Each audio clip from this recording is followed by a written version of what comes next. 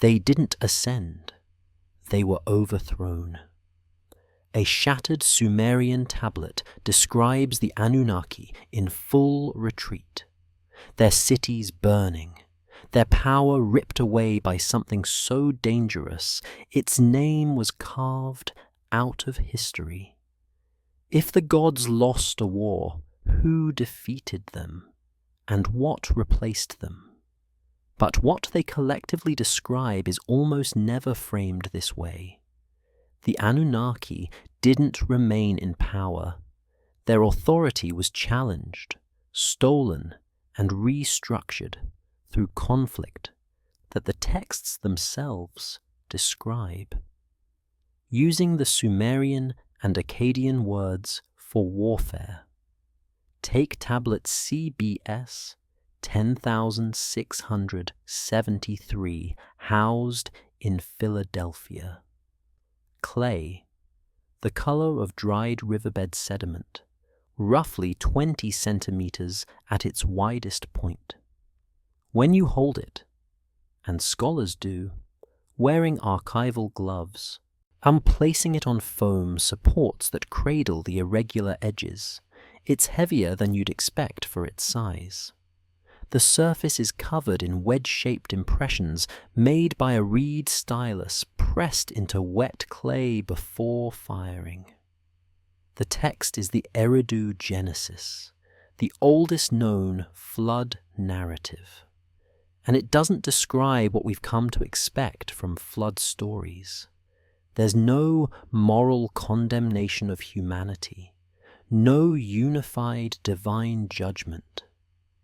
Instead, the tablet preserves something more specific: disagreement among the gods themselves. Enlil decides humanity must be destroyed. Enki, another member of the Divine Council, objects. He warns a human king named Ziusudra in secret. The flood happens. Humanity survives. The Divine Council is fractured. Before we go further, pause for a moment. Comment below where you're listening from, your city, your country, and the time of night or day. There's something fitting about encountering this material at different hours across the planet, in darkness and light, because these texts exist in that same threshold between what historians can verify and what ancient scribes insisted happened. The University of Pennsylvania has been careful with CBS 10,673. The fragment rests in archival housing designed to prevent deterioration, humidity, and temperature monitored, access restricted to serious researchers. Museum staff retrieve it with protocols developed over decades: white cotton gloves, acid-free foam, controlled lighting. The cuneiform is still legible in sections, though portions have flaked away or been worn smooth from handling in antiquity. What remains tells a story in the Sumerian language about the time before the flood, as when cities had names we can still read: Eridu, Bad Tibira, Larak, Sipar, Shurupak, and when kingship, as the text phrases it, descended from heaven. But the tablet doesn't describe stability. It describes rupture. One god deploying total destruction, another god sabotaging the plan, the divine order unable to enforce its own decree. This is not an isolated case. The question isn't whether these events literally occurred as described. The question is why the Sumerians and Babylonians, across multiple independent literary traditions, spanning over a millennium, repeatedly portrayed their gods this way, engaged in labor disputes, power struggles, theft of authority, and civil conflicts that required negotiation, arbitration, and sometimes violent resolution. If these were purely symbolic stories about natural forces or psychological archetypes, why do they contain such procedural detail? Why do the texts obsess over who holds the tablet of destinies, the object that confers supreme divine authority? And why does that tablet keep getting stolen, fought over, and transferred between different hands through force? Why does the Sumerian king list, inscribed on the Weld Blundell prism, now housed at the Ashmolean Museum, record kingship moving from city to city with phrases like, was struck down, separating dynasties, as if regime change occurred through violence rather than peaceful succession? The academic consensus treats these as mythological metaphors. Enlil represents storm and authority. Enki symbolizes wisdom and water. Their conflicts dramatize the tension between force and cunning, or order and chaos, cosmic balance and disruption. This interpretation is not wrong. It accounts for much. But it doesn't account for everything. It doesn't explain why the Atrahasis epic, preserved on old Babylonian tablets from the 18th century BC, now in the British Museum, dedicates hundreds of lines to describing a rebellion by a class of gods called the Igigi. The text specifies they performed forced labor for 3,600 years. Then they burned their tools, surrounded Enlil's dwelling, and threatened violence until the crisis was resolved through negotiation and the creation of humanity to replace the divine workforce. This is procedural. It describes specific grievances, specific actions, specific consequences. If this is symbolism, it's symbolism structured like administrative record-keeping. The pattern appears again in the Epic of Anzu, where a divine bird steals the Tablet of Destinies from Enlil's throne room. The moment it's taken, Enlil cannot function as ruler. The divine assembly is paralyzed. Multiple gods refuse to confront Anzu out of fear. Eventually, Ninurta, god of war, defeats Anzu in what the text explicitly calls combat and restores the tablet. The pattern appears in the Enuma Elish, where Marduk defeats the older goddess Tiamat and restructures the entire divine hierarchy by force, absorbing privileges previously held by Enlil and reassigning defeated gods to subordinate roles. The 50 names given to Marduk at the epic's conclusion had been associated with Enlil in earlier Sumerian tradition, suggesting not creation of authority, but transfer of it. The pattern appears in the descent of Inana, where the goddess attempts to claim rulership of the underworld and is executed by her sister Ereshkigal before being resurrected under negotiated terms involving hostages and substitutes. These are not isolated myths. They reference the same characters, the same locations, the same objects of power. They describe a cosmos where divine authority is contested, transferred, stolen, and defended through methods that resemble warfare. And here's what scholarship rarely emphasizes in introductory framing. The conflicts aren't described as cosmos versus chaos.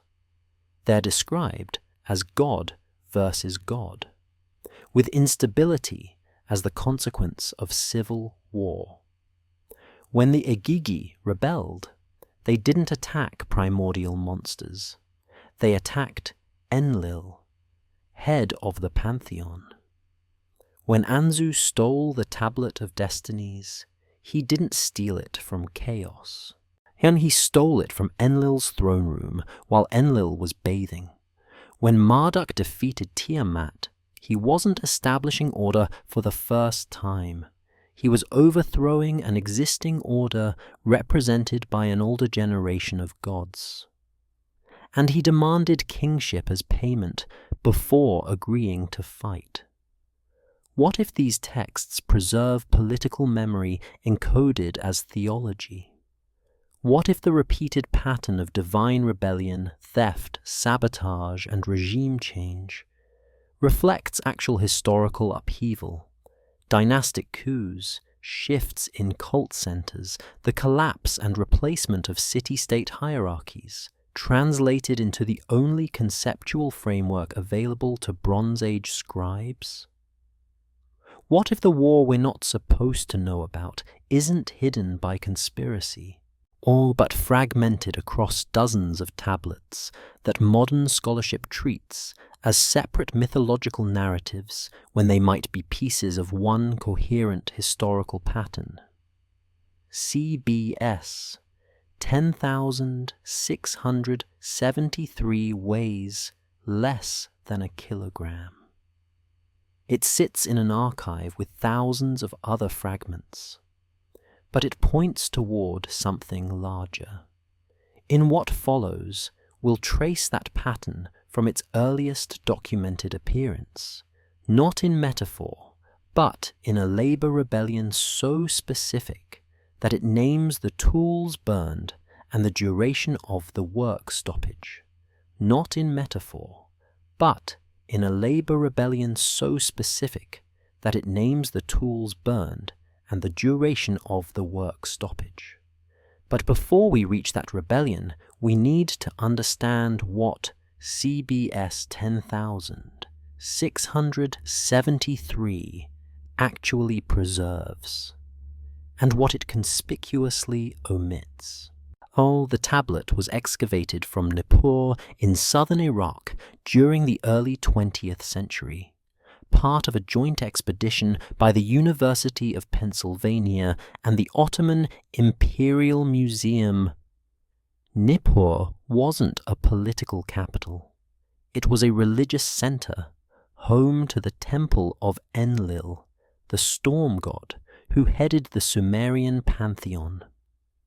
The city's significance was theological, not administrative, which makes the content of what scribes chose to preserve. They're all the more revealing.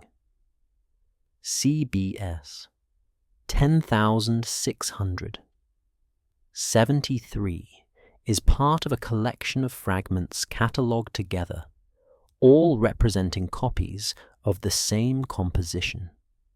The Eridu Genesis. The name is modern, assigned by scholars. The ancient Sumerians didn't title their works the way we do, but they copied them repeatedly across centuries, which tells us something about perceived importance. The text on CBS 10,673 is written in Sumerian, not Akkadian, the earlier language predating the Babylonian Empire.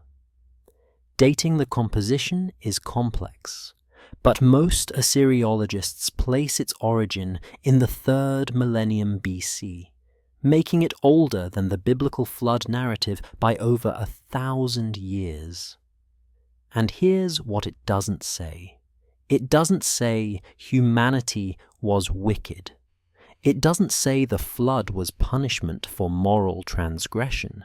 It doesn't say the gods acted in unity. Instead, the legible portions describe a council of gods making a decision, and one god, Enki, breaking ranks to undermine that decision by warning Ziusudra, king of Shuruppak. The flood is deployed. Humanity survives anyway. The text ends with Ziusudra offering sacrifice and being granted immortality. but the divine assembly remains fractured by the event. The silence is as important as the content. Where later traditions would insert moral justification, human corruption, divine anger, cosmic cleansing, the Eridu Genesis offers none. The flood happens because Enlil decides it should happen. Enki sabotages it because he disagrees. That's the preserved explanation. This isn't poetic ambiguity. It's procedural documentation of institutional failure. And CBS 10,673 is fragmentary in a way that matters. The breaks aren't random weathering. The tablet shows signs of deliberate breakage at points where content might have elaborated on the nature of the disagreement between Enlil and Enki. We can't know if this damage occurred in antiquity or during excavation, but what survives are edges of conflict without full explanation, almost as if later scribes hesitated to preserve certain details in complete form. Scholars have debated this text for decades. The mainstream interpretation treats it as etiological myth, a story explaining why floods happen, why kingship exists, why humans serve gods. The conflict between Enlil and Enki is read as symbolic tension between destructive and preservative cosmic forces. But the text doesn't frame it symbolically. It frames it politically. Enki doesn't represent water opposing storm. He represents one faction of divine authority acting in opposition to another faction's decree. The mechanism he uses, warning a human king through a reed wall to avoid direct confrontation, reads like espionage, not theology. And this is the earliest version we have, which raises a question. The fragmentary nature of CBS 10,673 makes unavoidable. If the oldest preserved account of the flood already describes the divine council as divided, unable to enforce its own decisions, resorting to covert action against itself, what kind of conflict was already underway among the Anunnaki before this moment? What had fractured heaven so early that even the story of near-total destruction begins with the gods at war with each other? The answer is preserved in a text that predates the Eridu Genesis, though it was copied later. Tablet 11 of the Atrahasis epic, housed in the British Museum as catalogue number K 3399 plus K 3934, contains something rarely emphasized in introductory discussions of Mesopotamian mythology: a detailed account of divine labor organization and its collapse. The text is written in Akkadian, the language of the Babylonian Empire, copied during the reign of Ammi-Saduqa in the 17th century BC. But the composition itself is older, likely originating in the Old Babylonian period around 1800 BC, and preserving traditions that stretch back further still. It begins not with creation, but with work. The lesser gods, called the Igigi in Akkadian, are assigned labor by the senior gods, the Anunnaki. The text is specific about the work: digging watercourses, dredging rivers, excavating the Tigris and Euphrates. This wasn't symbolic. Temple economies in ancient Mesopotamia operated through corvée labor systems where workers were assigned to canal maintenance, agricultural projects, and construction. The myth reflects administrative structure. But here's what makes the Atrahasis epic unusual. And it specifies the duration of the labor, 3,600 years, not 3 days, not a symbolic period. 3,600 years of continuous forced work by divine beings who are conscious, capable of planning, and increasingly resentful. The text describes their rebellion using vocabulary associated with military revolt. The Akkadian verb nabalkutu, meaning to cross over, to rebel, to revolt, appears in contexts elsewhere, describing insurgency against kings. The Igigi didn't simply complain, they organized, they burned their tools. The text lists them: spades, baskets, the implements of excavation. Then they surrounded Enlil's dwelling at night and demanded an audience. The senior gods convened an emergency council. Enlil asked who instigated the rebellion. What the Igigi replied collectively, refusing to name a single leader, suggesting coordinated resistance rather than individual agitation. This is procedural language. It reads like a labor dispute documented by temple administrators who had seen actual strikes. Enlil's initial response was to propose violence. Anu, the sky god, urged negotiation. The resolution came from Enki, who suggested creating a replacement workforce, humans, molded from clay mixed with the blood of a slain god. The text names the god killed for this purpose, We'ila, described as one who had rationality. His blood, and therefore his capacity for thought, was transferred into the clay. Humanity wasn't created out of benevolence.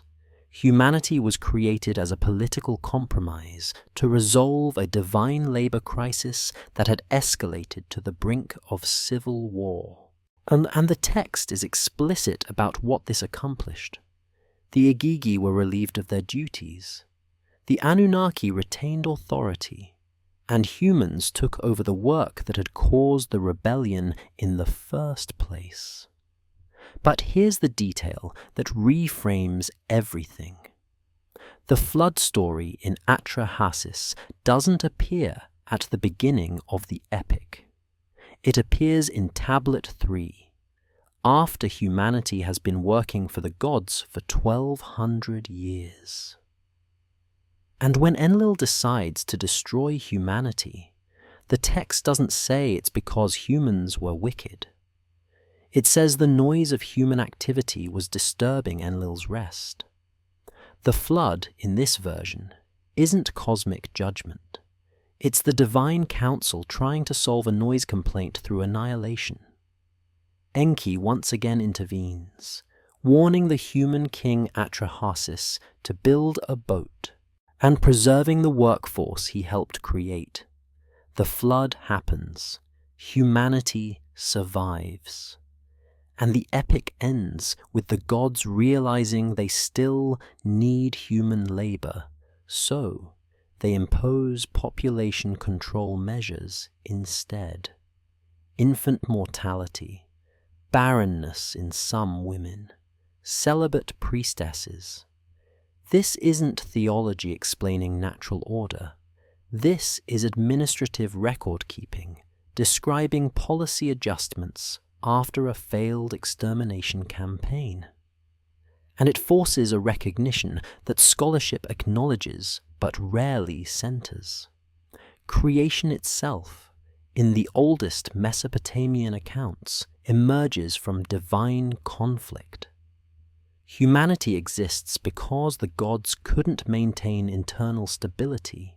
The flood occurs because factional disagreement within the pantheon made unified policy impossible to enforce.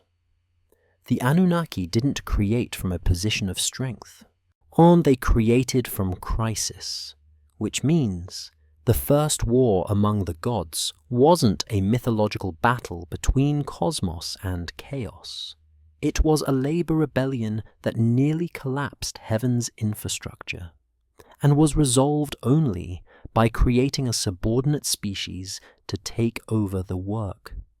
But if divine authority was already this fragile, if the Anunnaki could be forced into compromise by their own underlings, what happened when that authority became something that could be physically taken? The Epic of Anzu answers that question with unsettling precision. The text exists in multiple versions. Old Babylonian fragments from around 1800 BC, and a more complete Standard Babylonian version from the first millennium BC. Copies have been found at Sippar, Babylon, Nineveh, and Sultan Tep. This wasn't obscure literature, it was curriculum, taught in scribal schools across Mesopotamia for over 1,000 years. And what it describes is theft, not of wealth, not of territory, but of something called the Tablet of Destinies, Tupshemati in Akkadian, an object that conferred the ability to issue decrees that could not be countermanded. The text is specific about what the tablet controlled: divine command structure. Whoever possessed it could speak words that became cosmic law. It wasn't symbolic power, it was operational authority, the mechanism through which the divine hierarchy functioned. Enlil held the tablet, until he didn't. The Epic of Anzu describes Enlil bathing in a sacred chamber while the tablet rested nearby. Anzu, a divine bird, sometimes depicted as lion-headed, sometimes as eagle, entered the chamber and seized it. The moment Anzu took the tablet, all the text says, Enlil's authority ceased, not diminished, ceased. Kingship became silent. Divine decrees stopped. The cosmic order that depended on Enlil's commands suspended. This is the detail that breaks the narrative. Possession of the tablet, not divine essence, determined who ruled. The senior gods convened an emergency assembly. They needed someone to retrieve the tablet by force. But here's what happened next. Nothing. Multiple gods refused the mission. The text names them. Adad, god of storm. Gera, god of fire. Shara, warrior god. Each declined, citing the same reason. Anzu now held the tablet, which meant Anzu could nullify any attack with a spoken command. The weapon Anzu stole made him invulnerable to divine retribution, not because of his strength, but because of what he possessed. Eventually, Ninurta, god of war and hunting, accepted the task, but only after his mother Belet Eli negotiated terms and Ea provided tactical advice. The battle wasn't quick. Anzu used the tablet to deflect Ninurta's arrows mid-flight, turning them back toward their source. Ninurta had to wait for Anzu's wings to separate during flight, creating a brief moment when commands couldn't be spoken before striking. The text describes this as warfare, not cosmic myth. Tactics, timing. exploiting a mechanical vulnerability in the opponent's ability to deploy the tablet's authority. Once Anzu was defeated, the tablet was returned to Enlil. Order resumed. But the event exposed something irreversible. Divine authority was not intrinsic. It was transferable. It could be taken, held, and used by someone it wasn't originally assigned to. And this wasn't the only time. References to the Tablet of Destinies appear across multiple independent texts. In the Enuma Elish, Kingu holds the tablet after Tiamat promotes him to lead her forces. Marduk defeats Kingu and claims the tablet as spoils of war. In the Epic of Gilgamesh, the tablet is mentioned in the context of divine assembly protocols. In hymns to Enlil, his possession of the tablet is invoked as the source of his supremacy, implying that without it, supremacy wouldn't exist. The tablet functions like royal regalia in Mesopotamian kingship: the crown, the scepter, the throne. Kings were crowned in temples. Their authority was believed to descend from the gods, but it was also physically embodied in objects that could be captured during conquest. When a city fell, the victor often seized the defeated king's regalia and displayed it as proof of transferred legitimacy. The Tablet of Destinies operated the same way, except it governed gods, not humans, which means heaven was structurally vulnerable in the same way city-states were structurally vulnerable. Authority resided in an object. Lose the object, lose the authority. No divine essence could substitute for physical possession. And if that's true, then every conflict among the Anunnaki wasn't just theological drama.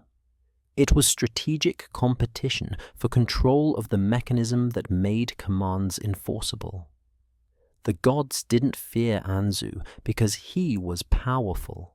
They feared him because he held the one thing that made power operational. Which raises a question. The Epic of Anzu forces, but doesn't answer. If supreme authority could be seized by force, held by the wrong hands, and used against the very gods it was meant to govern, what would happen when the gods themselves disagreed not just about policy, but about who should hold that authority in the first place? The flood narrative provides the answer, and it isn't what centuries of later interpretation have led us to expect. In the biblical account, the flood is divine judgment against human wickedness. Genesis describes moral corruption, violence filling the earth, God grieving his creation. The decision is unanimous. The execution is total. One family survives because Noah was righteous. The Mesopotamian versions describe something entirely different. In both the Eridu Genesis and the Atrahasis epic, all humanity isn't condemned for moral failure. The texts give no ethical justification for the flood. Instead, Enlil, head of the divine council, decides humanity must be destroyed because their noise disturbs his rest. The Akkadian word used is rigmu, which means uproar, clamor, the sound of human activity at scale. This wasn't divine wrath against sin. It was a noise complaint escalated to genocidal policy. But here's what makes the Mesopotamian account structurally distinct. The decision wasn't unanimous. Enki opposed it, and the text is clear about what he did. He didn't argue in open assembly. He circumvented Enlil's decree through covert action. In the Atrahasis epic, Enki warns the human king Atrahasis by speaking through a reed wall, a method that allowed him to claim later he hadn't directly violated divine protocol. In the Eridu Genesis, he warns Ziusudra the same way. The flood proceeds. Humanity builds boats. The deluge covers the earth. And then the gods, including Enlil, realize they've made a catastrophic miscalculation. The Atrahasis epic describes the gods huddling together like dogs outside the flood's reach, frightened and hungry because the human workforce that provided their sacrificial offerings no longer exists. The goddess Belet Eli laments that she agreed to the destruction. The divine council fractures into recrimination. When the waters recede and Enlil discovers humanity survived, he's enraged, not at humanity, but at Enki for sabotaging the plan. Enki defends himself, and the council is forced into negotiation. The resolution isn't moral renewal, it's population control. Higher infant mortality, some women made barren, celibate priestesses, mechanisms to reduce human noise without eliminating the labor force entirely. This is policy revision after strategic failure. The flood didn't restore divine unity. It exposed the limits of Enlil's authority and Enki's willingness to undermine it. The divine hierarchy survived, but only by accepting that its decrees could be sabotaged from within, and that total enforcement was impossible. And here's the detail that reframes everything. Later Hebrew redactors, working centuries after these texts were composed, stripped out the internal conflict. In Genesis, God is singular, unified, morally justified. The flood becomes cosmic judgment, not factional policy dispute. Noah is saved because of righteousness, not because one God secretly disagreed with another.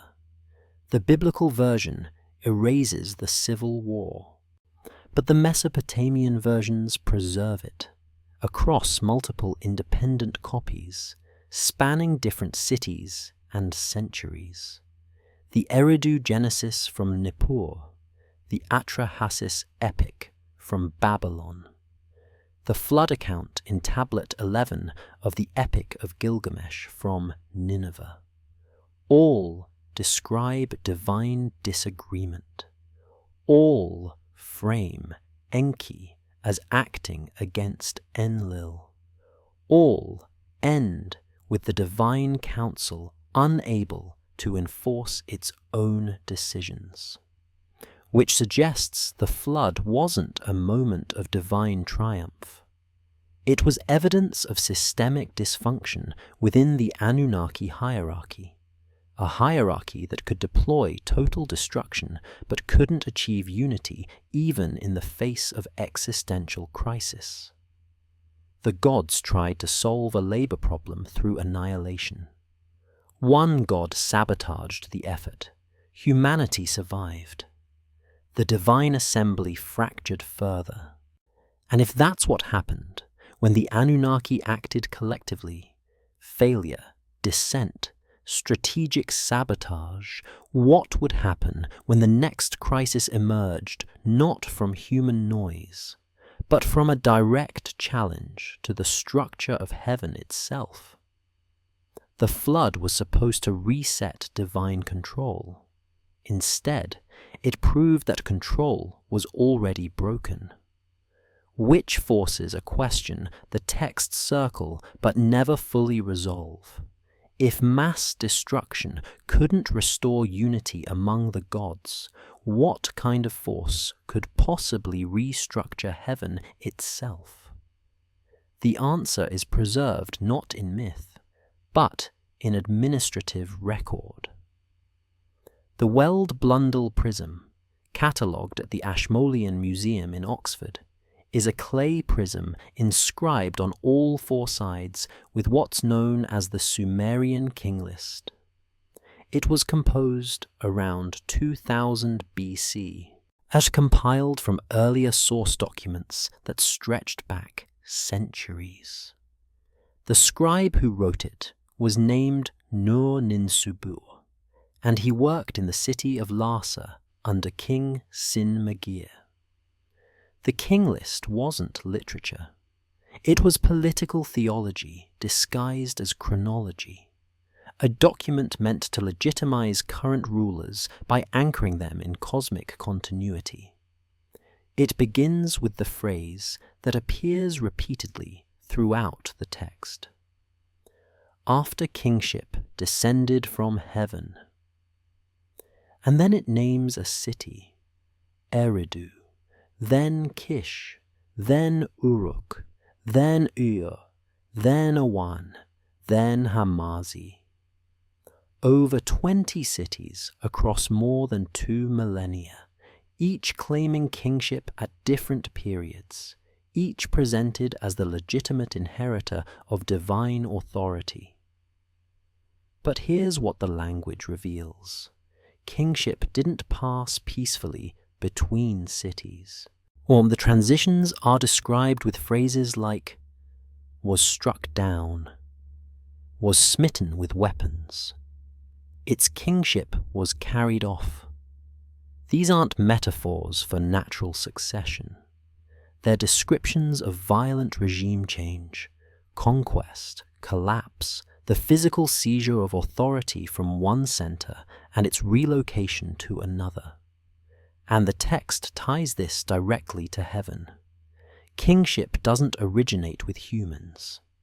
It descends from the divine realm and moves between cities based on decisions made in the assembly of the gods. When a city falls, the text implies, it's because the gods withdrew their mandate. When a new city rises, it's because kingship was transferred there by divine decree. This is mythology functioning as historiography, explaining real political upheaval through theological framing. But the pattern it preserves is unmistakable. Authority isn't stable. Cities that once ruled become ruins. Dynasties that claimed eternal legitimacy end abruptly. Kingship migrates, leaving behind abandoned temples and forgotten kings. The first dynasty of Kish ruled for 24,510 years, according to the king list. An impossible number that scholars interpret as either scribal error or mythological inflation. But then Kish is conquered. Kingship moves to Inana, then to Uruk. Each transition marked by warfare, each city's supremacy temporary. And here's the detail that connects divine conflict to political reality. The gods worshipped in these cities were rivals. Enlil's primary cult center was Nippur. Enki's was Eridu. Inanna's was Uruk. When kingship moved from Eridu to Kish, it wasn't just a political shift, it was a theological realignment. The god whose city held kingship was understood to hold supremacy in the divine assembly as well. Which means the conflicts described in the myths, Enlil versus Enki, Inanna's bid for power, Marduk's eventual dominance, weren't abstract theological disputes. They reflected real political competition between cult centers, each claiming their patron deity deserved supremacy. When Babylon rose to dominance in the early 2nd millennium BC, Marduk, previously a minor god, was elevated to head of the pantheon. The Enuma Elish, composed during this period, justifies that elevation by describing Marduk defeating older gods and absorbing their powers. The 50 names given to Marduk at the epic's conclusion had previously been associated with Enlil, the god of Nippur. This wasn't mythological creativity. It was political revision encoded as theology. Babylon conquered Nippur. Marduk replaced Enlil. The myth explained why. And the Sumerian king list records the same pattern over and over. Kingship descends from heaven, rests in a city, then moves, usually through violence, to another city, taking divine favor with it. Heaven wasn't fixed. It migrated with power, which means the instability described in the flood narratives, the labor rebellions, the theft of the tablet of destinies, none of it was exceptional. It was systemic. The divine hierarchy reflected the political hierarchy, and both were perpetually contested. Every fallen city left ruins. Every collapsed dynasty left fragments of king lists, half-erased inscriptions, temples abandoned to wind and sand. The gods didn't protect them. All the gods moved on. And if kingship could descend from heaven, be carried off by force, and relocated to a rival city, then divine authority itself wasn't eternal. It was portable, transferable, subject to the same violence that toppled human kings. Which raises the question the king list preserves but never addresses directly.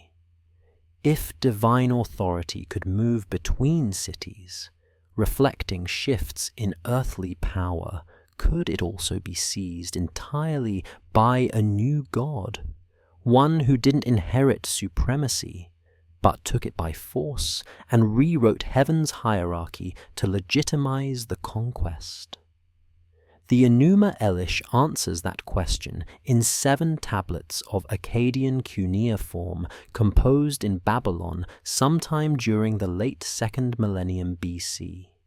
It's often taught as a creation myth, and it does describe creation, but that's not what the text is actually about.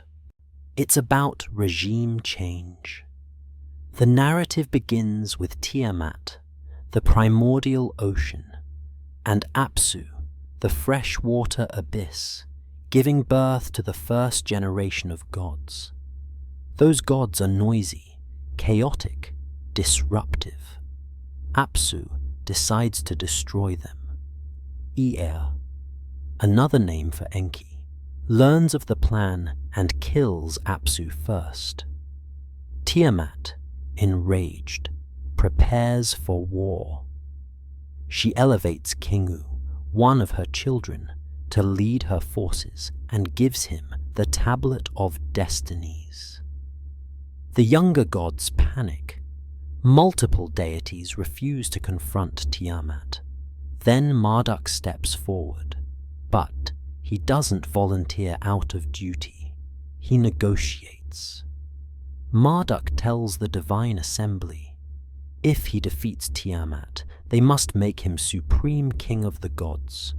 His word must become law. His decrees must be unalterable. The assembly agrees. Or they grant him temporary authority to test his power.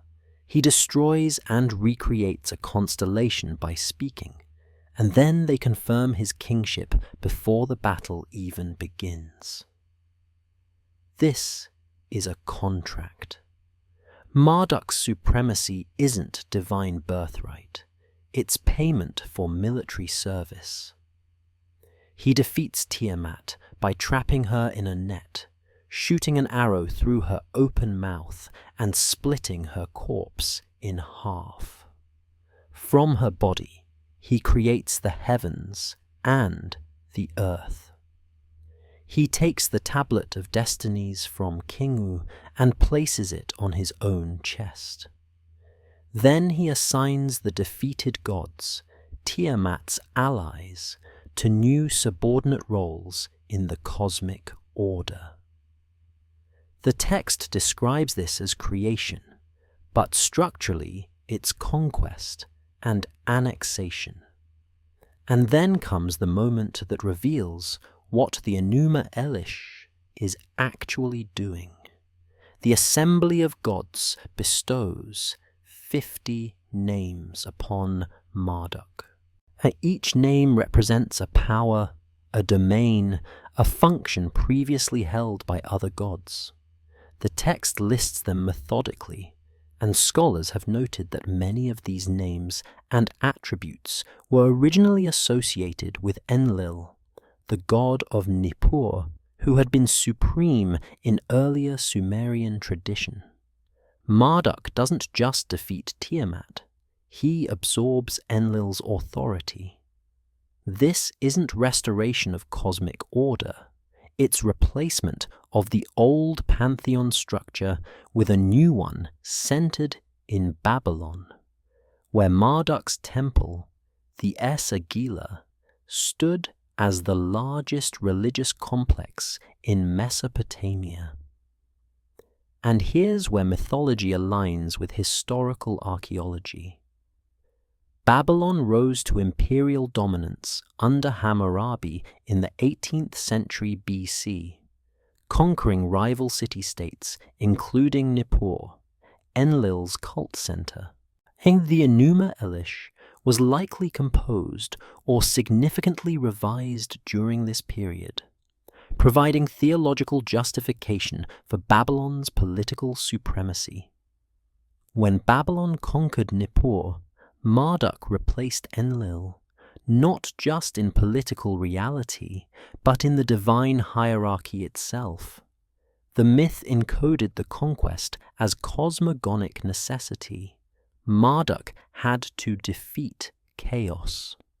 Marduk had to create order, and in doing so, Marduk had to assume powers that older gods no longer wielded effectively. But the text preserves something else. The older gods didn't vanish. They were reassigned, subordinated.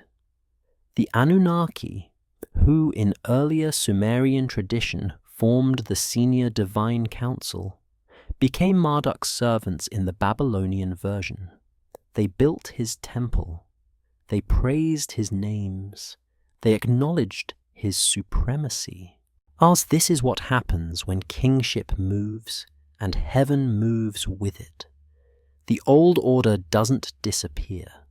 It's absorbed, rewritten, repurposed to legitimize the new structure.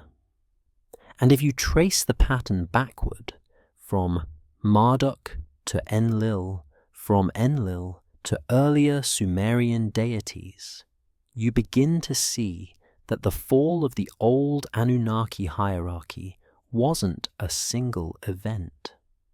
It was a process that repeated across centuries, each iteration erasing a little more of the previous order, each new dominant city rewriting theology to place its patron god at the apex.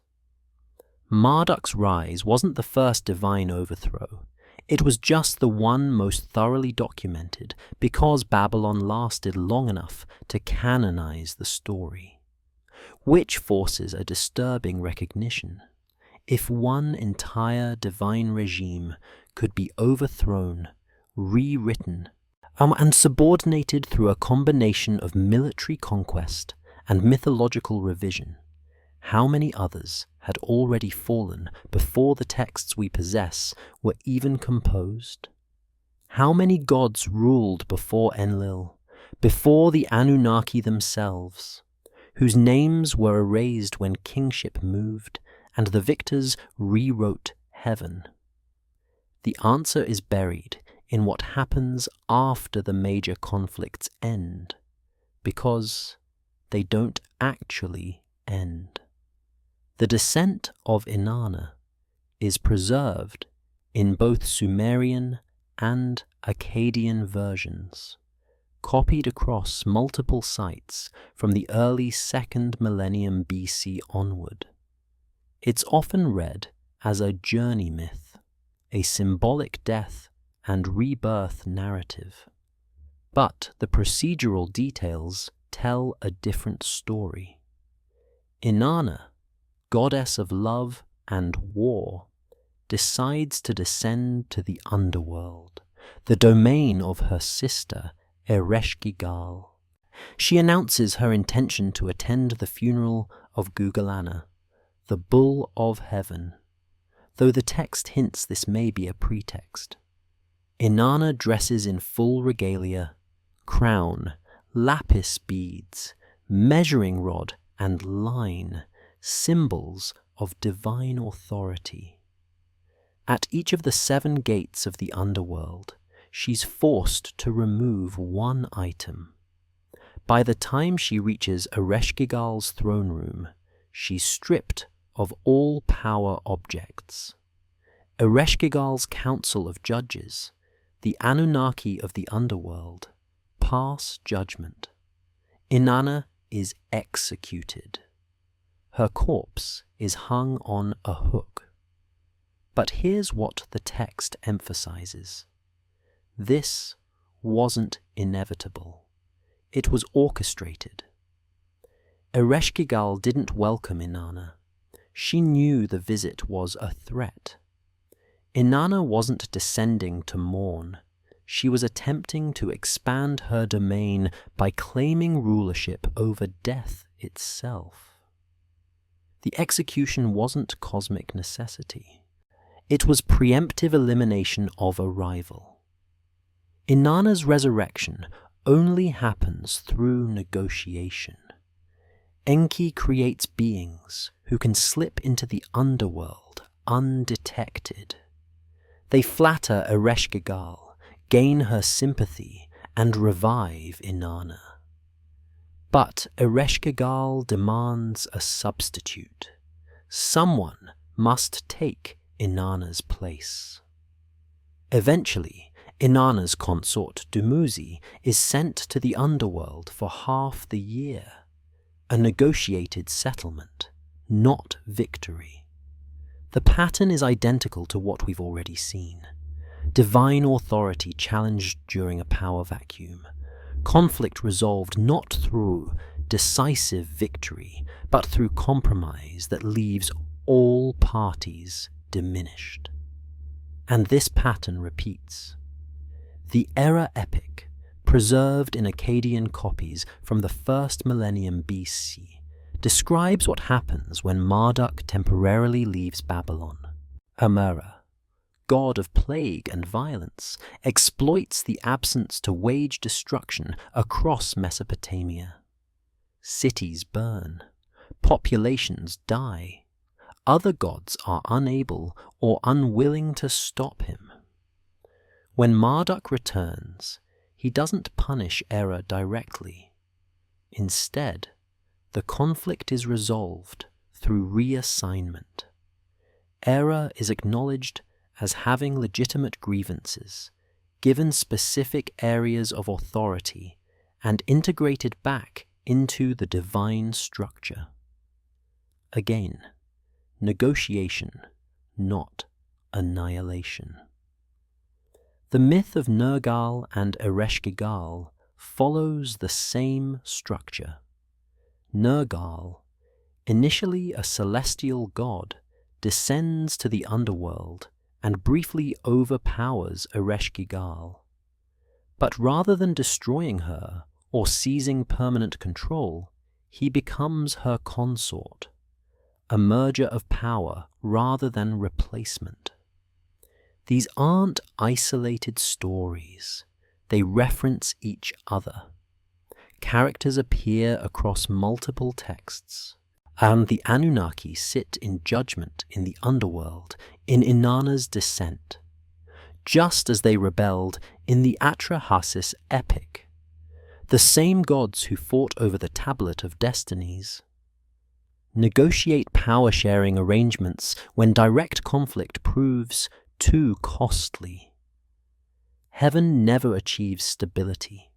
It cycles through crises, rebellion, theft, sabotage, temporary overthrow, negotiated settlement, then repetition.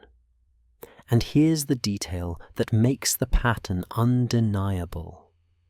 Many of these conflicts occur after Marduk's supposed establishment of cosmic order in the Enuma Elish. The Era epic explicitly takes place during Babylon's supremacy. Inanna's descent is referenced in texts contemporaneous with Enlil's rule. Nergal's marriage happens within the established underworld hierarchy, which means divine civil war wasn't an aberration that ended with creation. It was structural, ongoing, built into the system. Every absence created a vacuum. Every vacuum invited exploitation. Every exploitation required negotiation. And every negotiation redistributed power without ever fully resolving the underlying competition. The gods didn't defeat chaos and establish eternal order.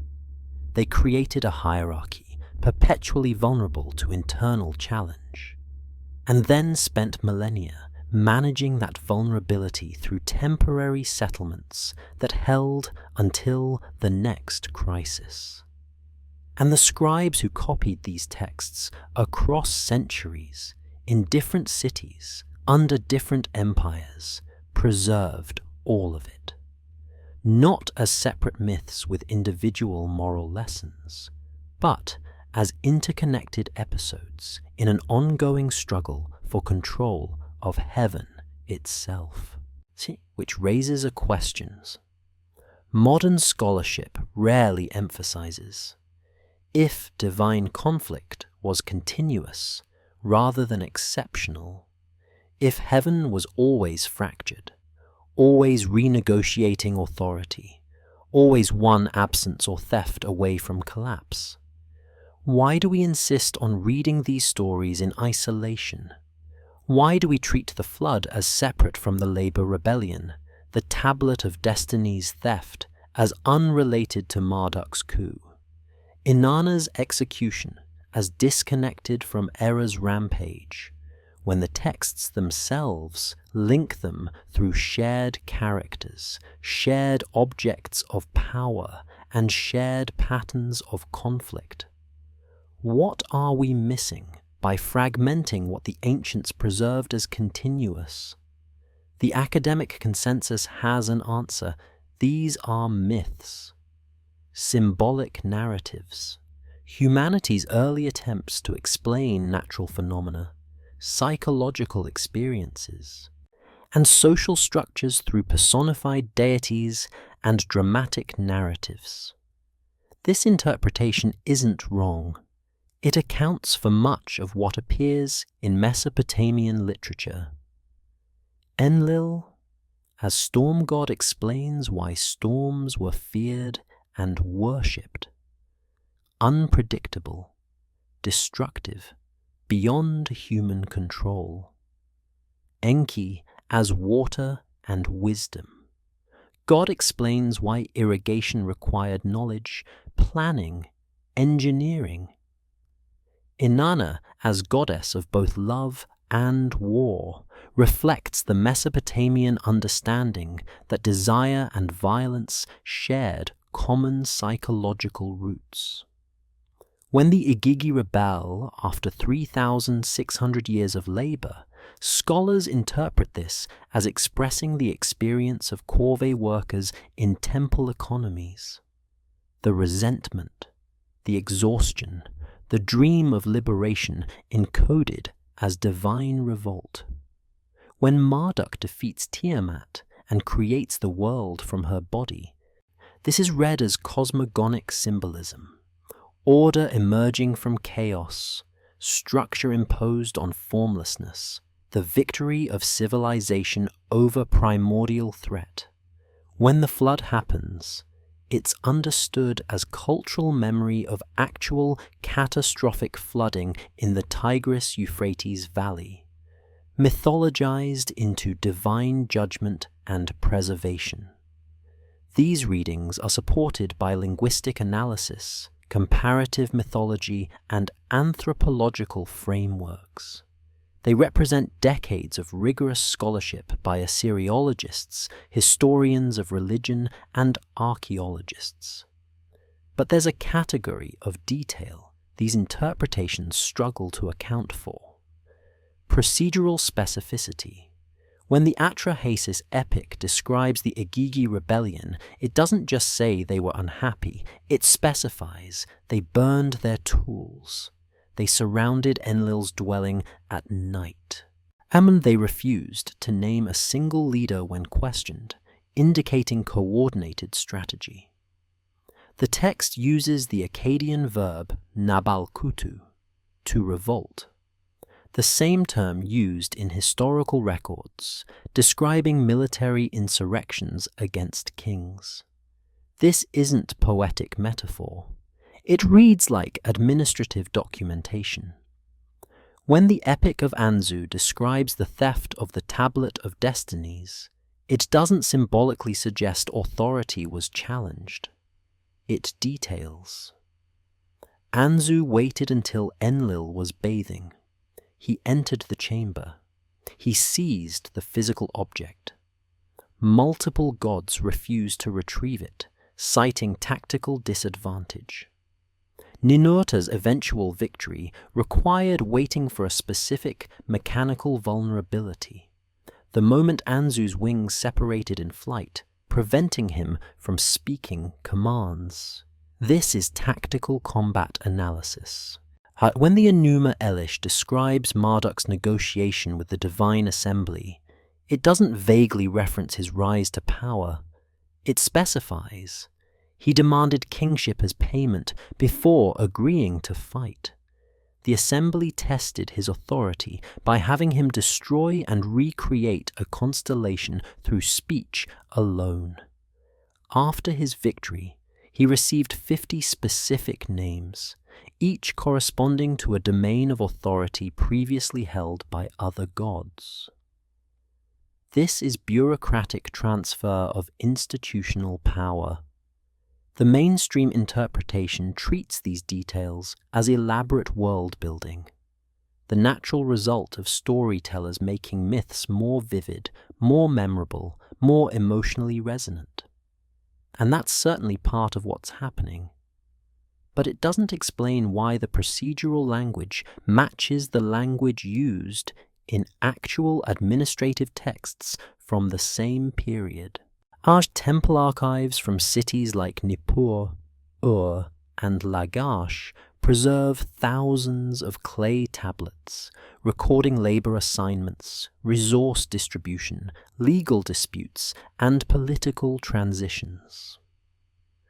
The vocabulary and sentence structure used in these mundane administrative records overlap significantly with the vocabulary and structure used in the so-called myths.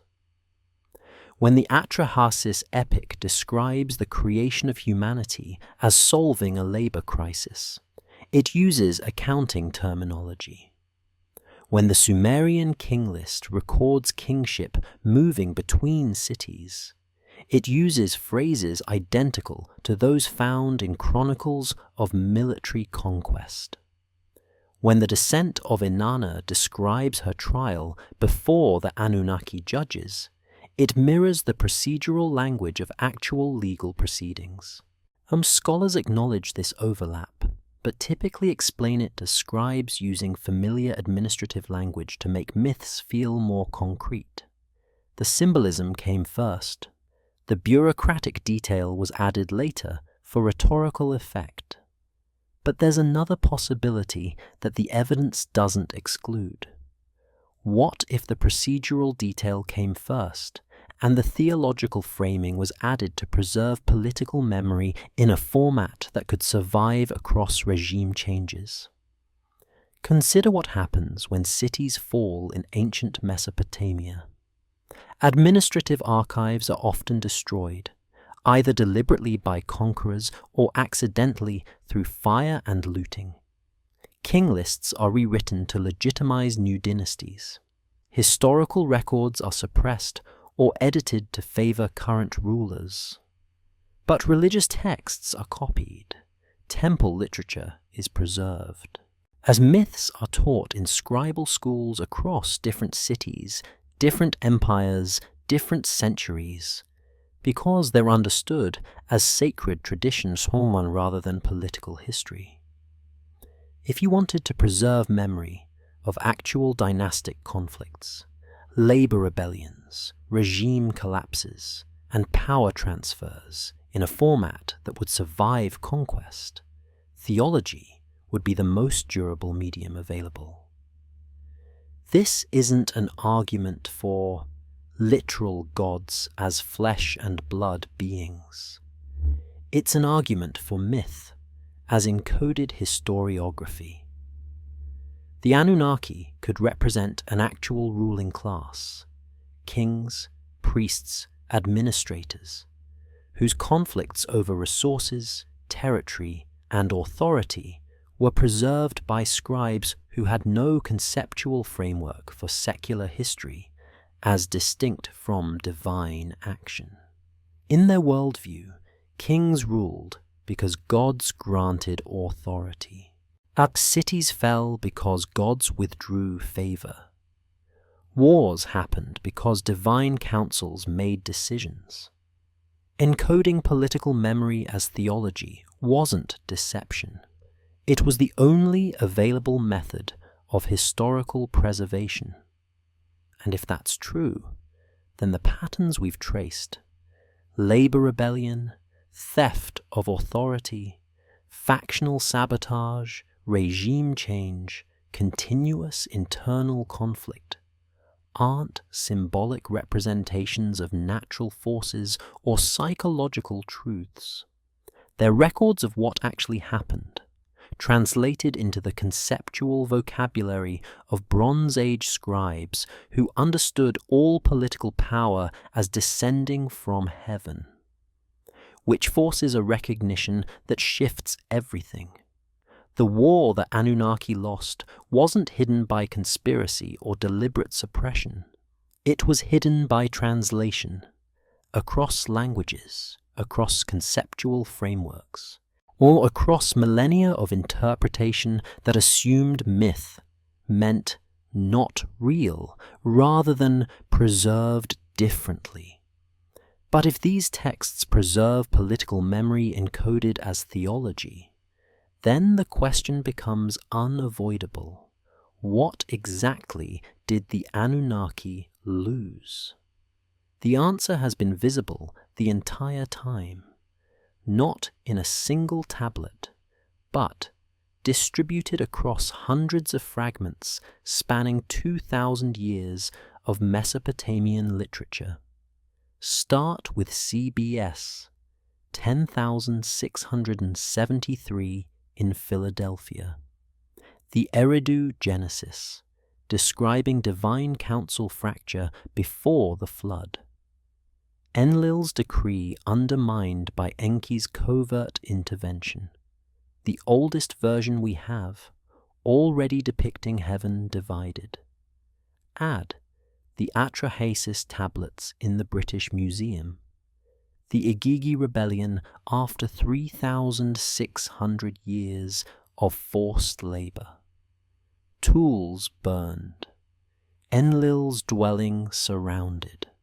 Humanity created as political compromise to prevent divine civil war from escalating further.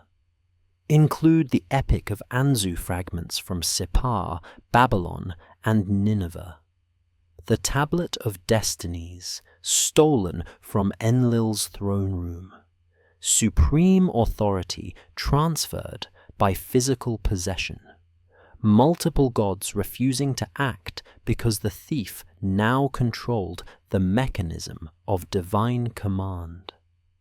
Leia in the Enuma Elish tablets from Ashurbanipal's library. Marduk demanding kingship before battle. Tiamat defeated. Kingu stripped of the Tablet of Destinies. 50 names transferred from Enlil to Marduk. The old order absorbed into the new. Add the Weld Blundell prism at the Ashmolean. Kingship descending from heaven, moving between cities. Was struck down. Was smitten with weapons. Divine favor migrating with political power, leaving fallen capitals behind. On include the descent of Inana tablets. Divine authority challenged through territorial expansion. Execution by rival. Resurrection through negotiation. Permanent settlement requiring substitutes and seasonal compromise. Add the Era epic. Plague god exploiting Marduk's absence. Cities burned during power vacuum. Conflict resolved through reassignment rather than punishment. Each text was copied in different cities. Each was taught in separate scribal schools. Each is catalogued in different museums under different acquisition numbers. Scholarly convention treats them as discrete mythological narratives with individual literary purposes. But when you read them chronologically and cross-reference their characters, locations, and objects of power, a different structure emerges. They're not separate myths. How would their episodes in a single prolonged collapse? The Anunnaki, the senior divine council described in early Sumerian texts as ruling collectively under Enlil, didn't maintain control. Their authority was challenged by subordinate gods, stolen through physical theft of power objects, sabotaged by internal faction, restructured through military defeat, and eventually absorbed into a new hierarchy centered in Babylon under Marduk. This wasn't one war. It was systemic institutional failure playing out across centuries of political upheaval. The labor rebellion established that divine authority could be forced into compromise. The theft of the Tablet of Destinies proved that supreme power resided in objects, not essence. The flood demonstrated that unified divine policy was unenforceable when factions disagreed. On the rise of Marduk confirmed that entire pantheon structures could be overthrown and rewritten. And each time, the defeated gods weren't erased. They were reassigned. The Anunnaki appear in later Babylonian texts, but no longer as supreme council. Their servants building Marduk's temple, their judges in the underworld presiding over human dead, their background deities invoked in rituals, but no longer determining cosmic policy. Their names persisted, their cult centers remained, diminished, subordinate, but functioning. Enlil continued to receive offerings at Nippur, even after Marduk absorbed his 50 names. Enki's temple at Eridu remained active, even as his role in theology shrank. This is what happens when kingship moves, and heaven moves with it. The old gods don't vanish. They survive in reduced capacity and integrated into the new structure, stripped of independent authority. And the war they lost wasn't hidden through conspiracy or deliberate suppression, it was hidden through fragmentation. The tablets were separated by conquest and excavation. Some remained in Iraq. Others were taken to London, Paris, Philadelphia, Berlin. Museum catalogues organized them by acquisition date, size, condition, not narrative continuity. Academic specialization divided them by language. Sumerologists studied early texts. Akkadianists studied later ones, rarely synthesizing across the entire span. Translation choices obscured connections. Myth implied fiction. Religion implied private belief rather than political theology. Symbolism redirected attention away from procedural detail toward abstract meaning. But the scribes who copied these texts across centuries didn't fragment them. They preserved them as continuous tradition, taught together in temple schools, referenced in rituals, invoked in royal inscriptions, justifying current rule by anchoring it in divine precedent. The fragmentation is modern. The coherence is ancient. And when you reassemble what Bronze Age Mesopotamia preserved, the pattern becomes undeniable. The Anunnaki lost authority, permanence, and unchallenged rule, not in a single catastrophic defeat, but through prolonged erosion across multiple crises they couldn't contain. They lost when their workforce rebelled and they had to compromise. They lost when the tablet of destinies was stolen and they couldn't retrieve it without military intervention. They lost when the flood failed to destroy humanity because internal sabotage made unified policy unenforceable. They lost when Marduk defeated Tiamat and demanded and received the supremacy Enlil once held. They lost when kingship descended from heaven into Babylon and didn't return to Nippur. Each loss was small enough to survive, but cumulatively they were transformative. By the time Alexander the Great conquered Babylon in 331 BC, the Esagila temple still stood. Marduk was still worshipped, but the religion was dying. Greek gods replaced Mesopotamian ones in public ritual. Cuneiform literacy declined.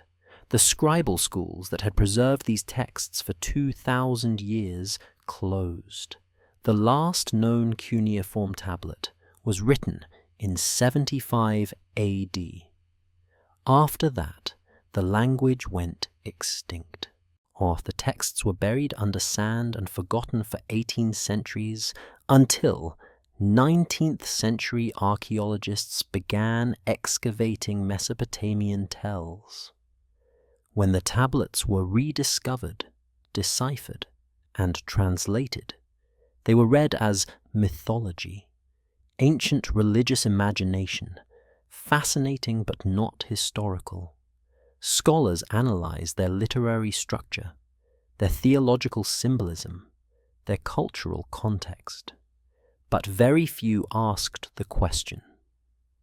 The procedural detail demands, what if these texts preserve actual memory of political collapse, encoded in the only conceptual framework Bronze Age scribes had available? What if the Anunnaki were real, not as supernatural beings, but as a ruling class whose factional conflicts, regime changes, and eventual subordination to Babylonian imperial theology were documented by scribes who understood political power as inseparable from divine will? The war we're not supposed to know about isn't hidden by conspiracy. It's hidden by fragmentation across museum collections, academic disciplines, translation choices, and 2 millennia of interpretive tradition that assumed myth meant fiction rather than encoded history. But if you gather the fragments, if you read them as continuous record rather than isolated stories, if you take the procedural detail seriously instead of reducing it to symbolism, then the pattern is inescapable. Heaven was never stable. The gods were never united. Authority was always contested. And the Anunnaki, whoever they actually were, didn't rule forever.